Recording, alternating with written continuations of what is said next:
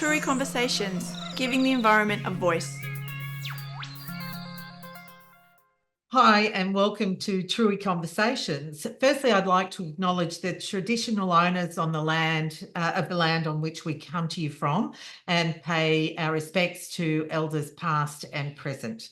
My name's Kathy McLeish. I'm a senior journalist and your host for today, along with Truey's Dr. David Waters. Dave, we'll introduce our guest, Peter Voller, in a moment. But first of all, Dave, can I just get you to set the scene for us? What's your definition of natural capital? Thanks, Kathy. So my tweak on the textbook definition of natural capital is it's the renewable and non-renewable assets such as land, water, air, soil, and all living things that we value environmentally, economically, socially, and culturally. Now, interesting thing is that when we've talked to different people from different industries, people have a different view on what natural capital means to them. And I guess that was part of our motivation for running the Natural Capital Truey Conversation series, is that it'd be nice to hear from people from different sectors and different industries and get their take on natural capital and how it impacts on them and their business and how they're incorporating it as part of their business. Right. So that brings us to, and it has been really fascinating to hear the different perspectives of, what natural capital means and where it applies. So on that note, it's my pleasure to introduce our guest today, Peter Voller. Hi, Peter. G'day, Pete. Hi, Dave.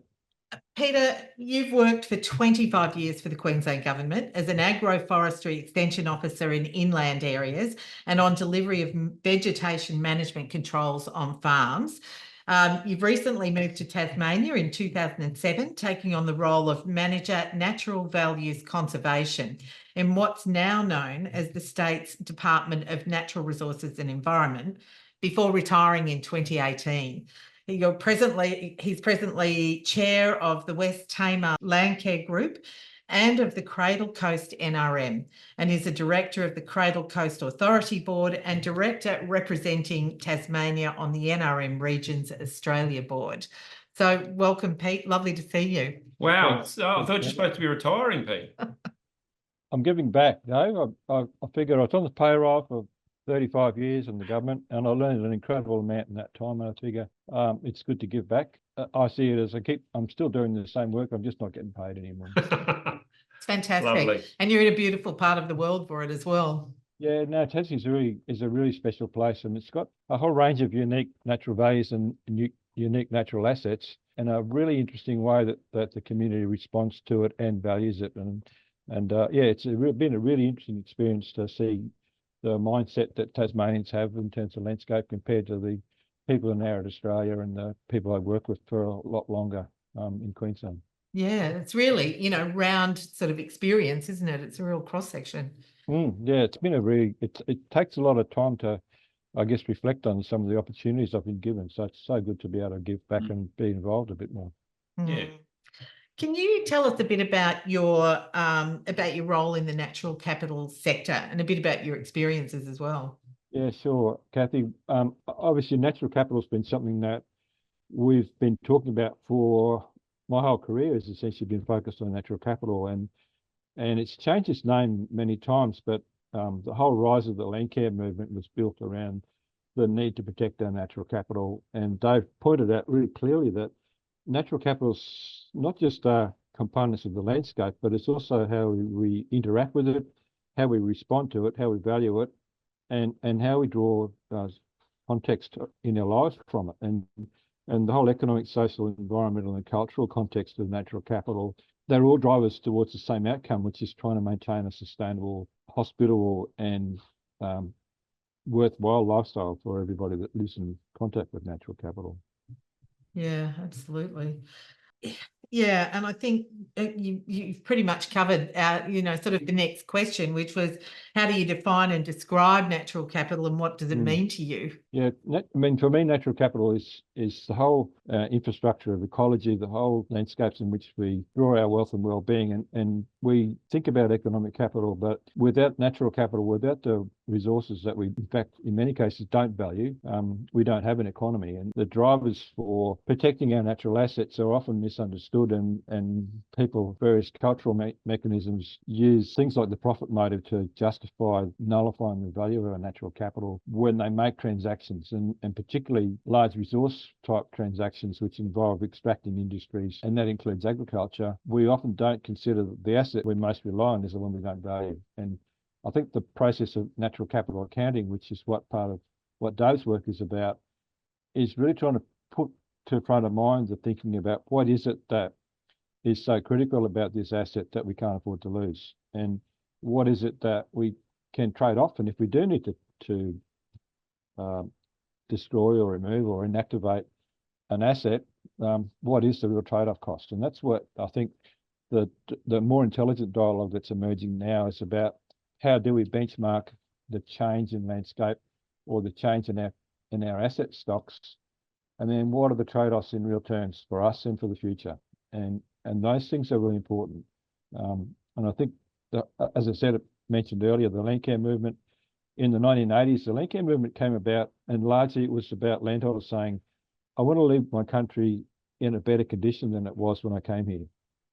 And for many people till now, the parameters around that decision about what is better condition was in their own mind.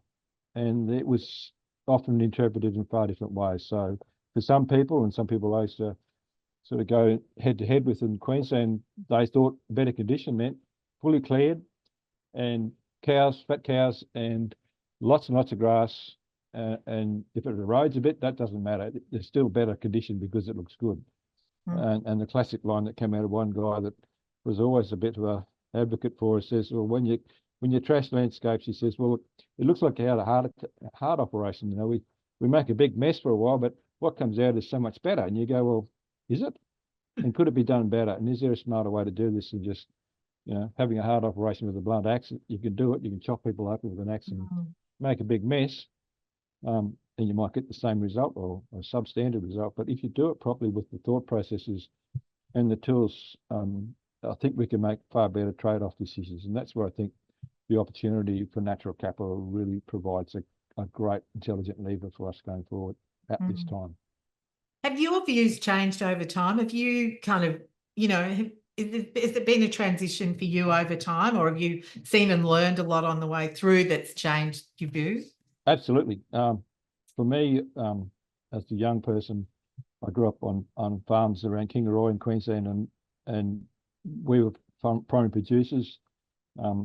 But I tried to understand how the natural landscape fitted into that stuff even when I was young, and so I was a bit more of an idealist, I think, in those days. But when you come face to face with people who are trying to make a living in their landscapes, and their solutions and the pressures they're under mean that they're forced to do things that might be against their better judgment, you realise that there's not a simple continuum between good and bad in these processes, and it's much about informed decision making as it can be. And I think my thought has always been, probably towards the end of my career, I sort of stopped planting trees in the ground and started planting trees in people's minds, and trying to get people to think. And a lot of this stuff that we work on is mindset, and to some extent the work with the tree clearing legislation in Queensland that I did, I used to work in the community engagement and the regional planning phase of that, and as much the work was about justifying why this made sense to people in their minds as it was about saying thou shalt or thou shan't. It was really about trying to give them the logic or the persona to say this is actually, it sounds very bad, but it may in fact be good for people in the future. And that whole value proposition that we needed to make was really about the mindset.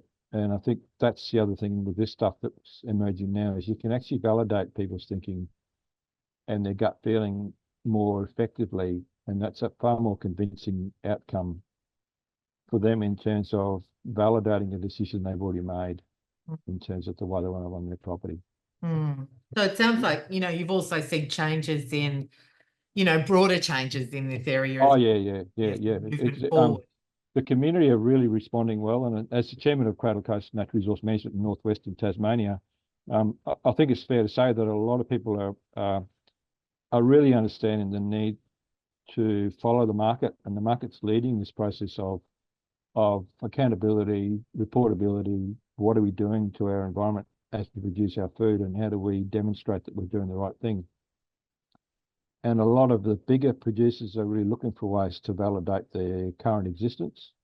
And that's fine if it's a valid or a reasonably positive existence now. But if they're overworking the landscapes, we'd like to be able to use natural capital as a way to tune their business model to a perhaps a bit more sustainable thought process than just keep them going the way they are. So I think, once again, it's a really powerful tool for us to make a lot more nuanced decisions in terms of landscape planning than we have in the past. What do you see as the greatest challenge the industry faces? I think the most critical challenge that I can see is baseline information.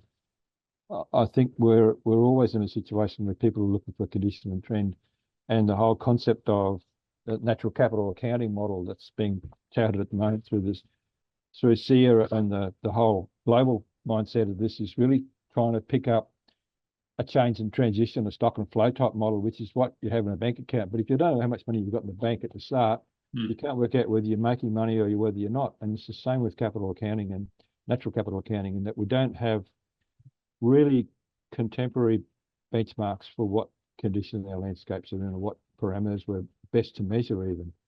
And a lot of people talk about 2020 as being a really important baseline point for so many of our environmental trajectories. And we talk about that in terms of climate change. We talk about that in terms of environmental degradation, and certainly the targeting for 2030 and some of the global biodiversity framework targets are all benchmarked around 2020. And our knowledge and data availability for what's the condition of our landscapes at 2020 is really sketchy.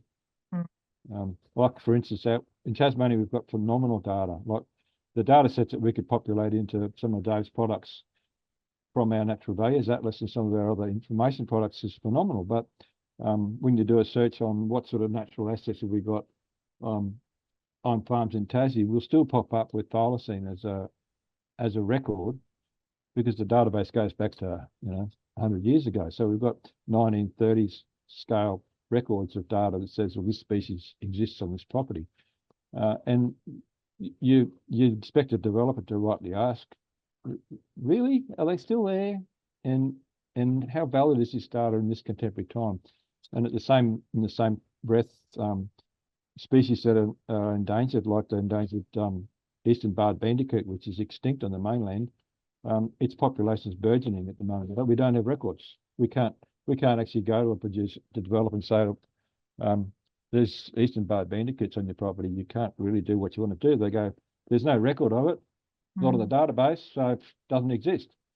And this sort of, it's like computer says no type concept. And I think a natural capital accounting system that can actually give us a mechanism where we can really capture data, contemporary data, quickly and easily, and synthesize it rapidly is what we need for some of these critical land use decisions that we're seeing right now. And just, Kathy, to finish that off, really critical in terms of things like the renewable energy expansion, where people are looking at things like putting up wind farms and such things, knowing what sort of capital condition we've got is a really important part of that process, I think. So an area for a lot of investment yet, time, money. Yes, there's a lot of investment, but now that investment's actually valuable because we've actually got a machine to put it into. So it's worthwhile if getting a capital account, because it does give them a bank account that they can rely on. It's not just synthesized or imagined data that might be of interest to a researcher. It's actually real data that they can now report on and transact with. How important do you, given your experience and length of years kind of looking at this sector, how important is it to have this emphasis on the area now and this emphasis on building those accounting systems so that we can actually, sort of... Well, I think to me, there's always been a need. This has been the first time we've actually had the opportunity to do it. And big data, the capacity to collect so much data and synthesize it and model it effectively and then produce reasonably good predictions has come about with the advancement of computer technology and the tools and the capacity of people to imagine and then utilize computers to generate the advice we need. And to a large extent, what it will do is, I think most cases, validate what people already know, because most people have already envisaged and understood what's happening. I mean, we've got situations where, classic examples where little penguins are nesting on coastlines, and people want to develop housing estates and other things in areas where their rookeries are. People know the rookeries are there. People know that the impacts are going to be real, but there's no data to validate it. So there's no mechanism in a regulatory process to acknowledge that evidence at the moment. Capturing it, restoring it, building it up and making it contemporary means that we can actually start to say, yes, this is good. And we can even put measures on that says, well, if you do your development, we want to see a net increase in the population of penguins. We can actually make that a real measure, not just they're always here, there's more than there's 50 million, there's 50 million and one now. And that sort of measurable becomes the transaction that we can actually value. What do you see as the greatest opportunity for the industry, Peter, going forward? For me, I think the greatest opportunity for us in Australia would be in trying to help inform the hard decisions that are being made about land use change, and trying to understand the implications of some of that land use change and being able to sort of, I guess, predict or imagine what a certain land use change may do. And the authority, Cradle Coast Authority, who I'm a director of, manages both natural resource management, regional development, and also landscape, regional scale planning. And we've always struck the conflict about urban development. We've struck conflicts in terms of renewable energy development and saying, well, what are the impacts on our landscape and where's the least impact? And having tools that we can actually say, well, if you build it in this area, you remove these natural capital assets. And some of those capital assets might be in things as important as we can value a wildlife corridor and say, without this corridor, there's no connectivity between this part of the landscape and that part of the landscape. Or we could say the most critical piece of our landscape that needs to be managed effectively for long-term viability is our riparian areas, because the connection between the mountains and the coastline, the most effective connection is the corridor, that's the riparian zone, because it's the most diverse. It's also the most likely to be used by wildlife and plant species. And then we can use that to drive decisions about where to put things like major road infrastructure or major pathways, and potentially drive people towards solutions that might be socially unacceptable in the short term, but economically and ecologically important in the longer term. I mean, we did it when we stopped tree clearing, when we tried to, where we put a lot of pressure on a lot of people to stop something because it was beneficial to others. I think we could use the same sort of approach, but with much better data and hopefully less political intervention to create powerful arguments to why landscapes need to be sort of shaped better than they have been in the past. Yeah, which is, a critical part of moving forward, isn't it? Moving the sector forward, having those conversations and increasing that. Yeah, I think there's really the other thing that makes this powerful is that there's an interoperability in terms of data transfer between some of the guys that are collecting data, as simple as Tim Neal and his data farming program, who looks at property scale, remote sensing of all sorts of different parameters on farms, and how they look at things like moisture availability and soil dryness index, and such products are readily available now, and you can synthesize that into all sorts of other things. And I think the work that their department down here in Natural Resources and Environment has done with enterprise suitability mapping and enterprise diversification, and then looking at soil dryness and other products that are modelled into the future, and they create this really powerful synthesis that can then be used by other providers. Like we developed soil dryness index information for the firefighters to work out where the greatest risk is for fire in the World Heritage areas, but it's got phenomenal application in agriculture. And both processes capture natural capital asset values and the threats that they face. So just going back to a point you made earlier, so you talked about renewables and the impacts of land use change. On the one hand, I'm sort of hearing you say that you've got some great data sets across Tasmania and some really detailed data sets, but there's also a bit of a gap there about baselining things. Is it sort of more, you're saying that it's the tools to, or the analysis of that baseline data that's required, or what? You want to just expand on that a little bit? There's that, but there's also the giving weight in the decision-making process. At this stage, a lot of the data we've got doesn't have weight in the regulatory context, and giving it the weight that it needs to influence a decision by a planner is the bit that I'm most interested in. And I think natural capital, particularly current data, using currency as a critical tool, is a really important part of that. But placing that information in a situation where a regulator can use it and a regulator can defend it in court. And that's the bit that becomes important. And I think the use of natural capital as an accounting tool means that you're actually creating an account and a measure that you can actually trade that decision about, well, this implication is that this change will cause adverse harm. And then you can take that to a court. You can take that to a regulator, and you can use that in a formal decision-making process. Sure.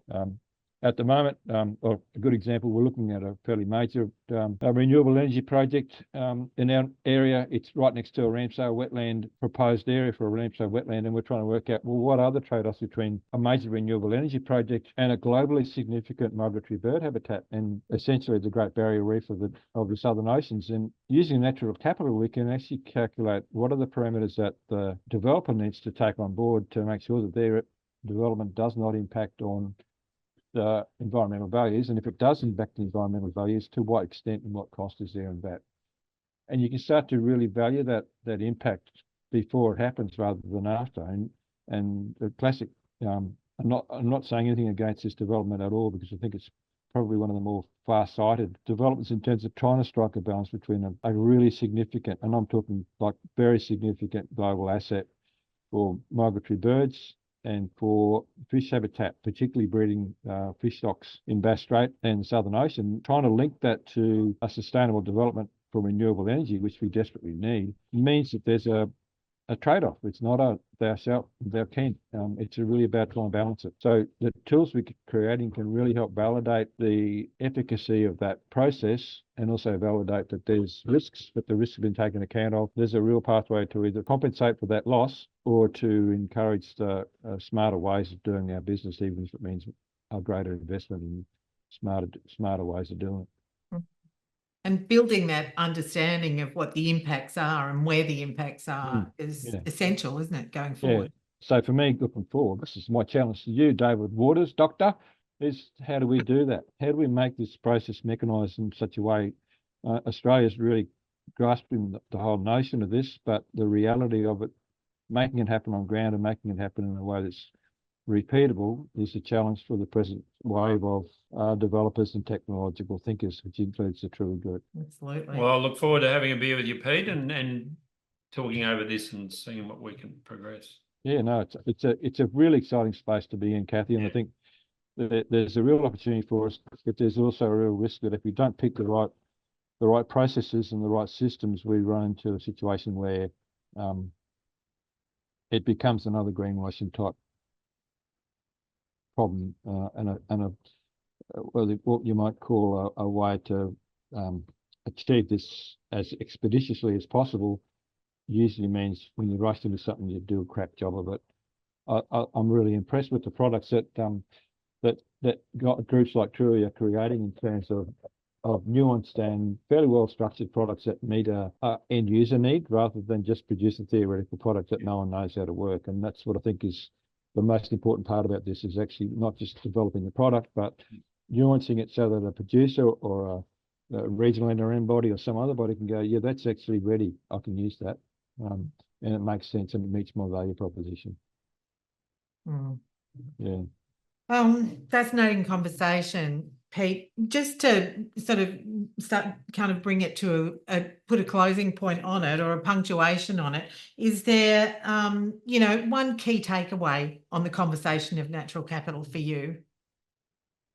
Yeah, I think that the takeaway for me is there's three of them. One is coordination. In other words, trying to get everybody in the same room and committing to a single pathway. We're trying to create to me, it's a situation where people are trying to create their own kind of Bitcoin. I guess it's sort of like an analog of that, where they're trying to create their own currency and hope everyone buys it. Whereas I think we really need to say, let's all work on the concept that there's a single parameter here, and they all need to be able to speak to each other. So coordinating the way that systems are developed and platformed is really important. I think picking up existing data, but trying to work on a consistent baseline for the information so that everyone can work on the same tradability market is important.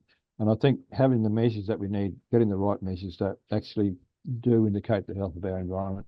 I think we look for, some people call them lighthouse species, some call them indicators, but I think we've got to work on mechanisms that are going to give us really powerful advice on the health and condition of our resources, because our future generations are going to depend on it. But it's the habitability of the planet for humanity that's the important bit here, and to some extent trying to use it as a way to encourage that longer term resilience is what is most important in this process.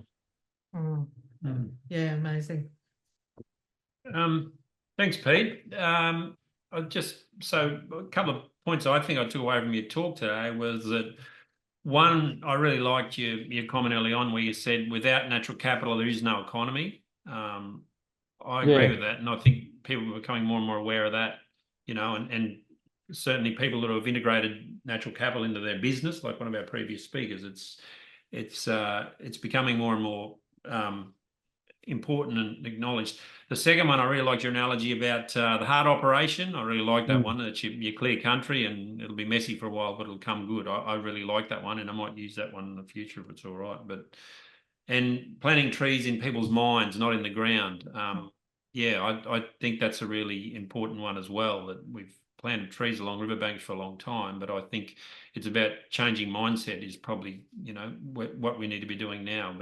And the last one was that I think, your point about the need for tools that will allow us to sort of baseline and look at change and assess options, I think is needed and really important. But it's also got to be useful and accessible to people, that if you want to use it in a regulatory context, whatever. I mean, if it's not useful to people, then, what's the point in developing tools?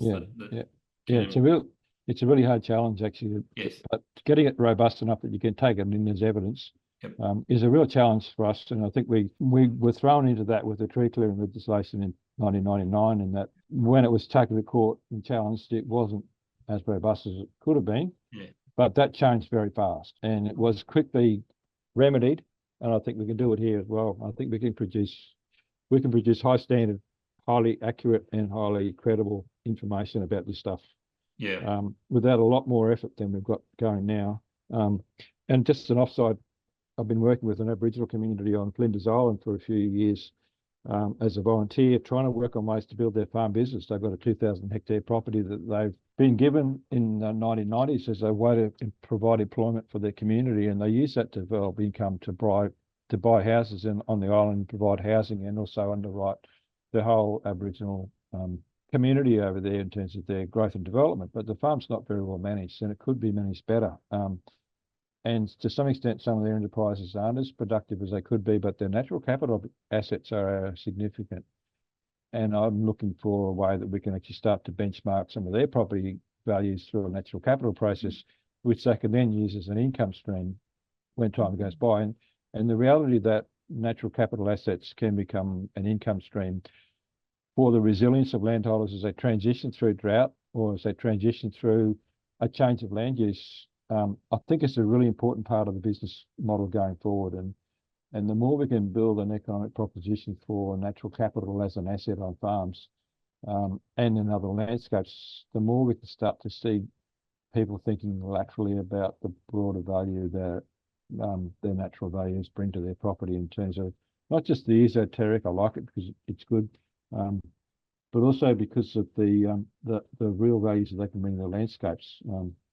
If I can prattle on a bit longer, one of the early research projects I looked at in the Mulgalands years ago was working on what drives farmers to actually operate in those spaces. And you think about it, they live in this landscape which is remote, it's harsh, the margins are really fine, the risks are really high, and the processes that they live through are really sort of quite arduous. And a guy called John Holmes did the research as a sociologist in the 80s, and he came back with this thinking that said that basically farmers are motivated by 4 primary things. One's the economic driver, which is basically, I've got to feed my family. But as equally important with those one was about doing good for your country. And in those days, particularly, a lot of soldier settlers came back and they were given properties, and their desire to do the right thing by Australia was really important. And then the third one was the sense of autonomy, the freedom to make their own decisions and make those decisions based on what information they valued and thought was important. And then that was their autonomous ownership of their land. And the fourth one was sense of place. The place where they live was very, very important to them. And thinking about that through the tree clearing legislation, I figured that if we just go saying, and they say to us, "Oh, I'm going to go broke if this tree clearing stuff happens," you say, "Well, why don't you clear it all?" And they say, "Because it's good for I don't want to clear it. I want to keep it because it's really important for our landscape. It's really important for this."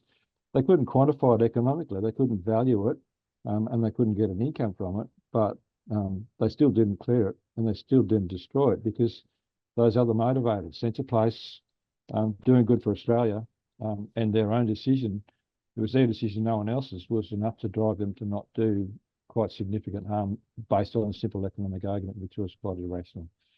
But I figured that sort of stuff, this information, and it was used by the Landcare movement early on, in that Landcare validated a lot of people's desire to protect their land by that simple ethic of leaving landscapes in the best condition they can be, leave it better than you found it, was a really powerful tool to get the Landcare movement going, because it was the thing that landowners could grasp onto, that gave them that feeling of doing something, at least having someone value it. And it was a Landcare movement that valued it through that. And it's process. still going, Pete. So there must be something in it. It's still there. I'm still on the board. I'm on the state Landcare TAS board, and an NRM the Regional Australia networks.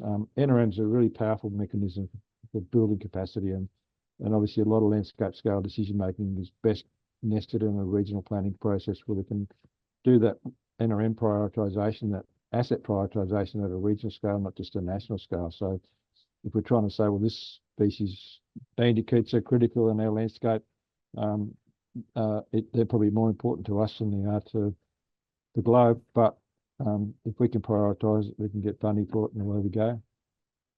Yeah, Excellent.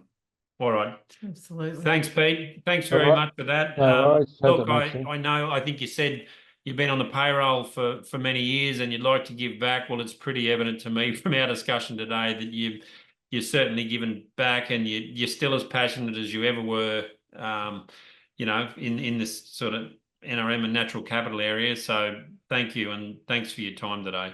No worries. It's really worthwhile. Thanks for talking to me. Thanks. Good to meet you, Kathy. Good to talk to you. Yeah, great to see you, Peter. Yeah, good to see you too, Dave. Rightio. Truey Conversations is brought to you by Truey. We create data-driven web applications that give the environment a voice. Thanks to our host, Kathy McLeish, and our regular contributor, Dr. David Waters. Our producer is Kelly Fisher. Our graphics are done by Tash Fens. I'm Bonnie Marsh, co-founder of Truey, and I really hope that you've enjoyed today's conversation. Thank you very much for being here with us, and I look forward to seeing you next time.